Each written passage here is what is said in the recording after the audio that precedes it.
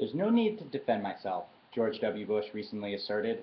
I did what I did, and ultimately history will judge. Well, I have news for the first American president to so shamelessly steal an election. Yes, you should need to defend yourself. It is impossible to ascertain how different the world would be without the transgressions of the Bush administration.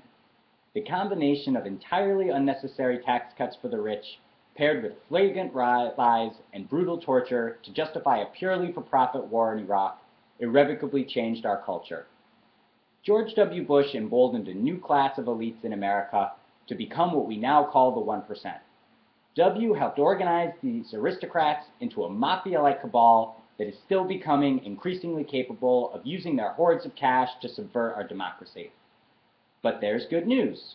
From my personal perspective, George W. Bush inspired me to first become politically aware, and I am far from alone.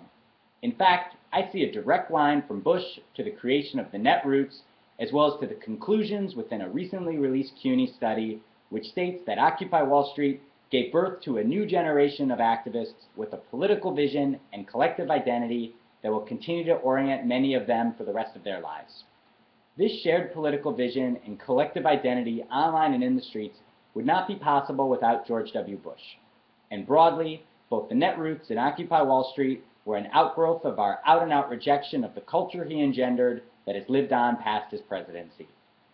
Fortunately, the creation of this new class of political activists is the true Bush legacy, and our history will judge Bush that much more harshly while we rise up to counter this festering culture of the 1%. Another world is possible, indeed. Thanks for listening.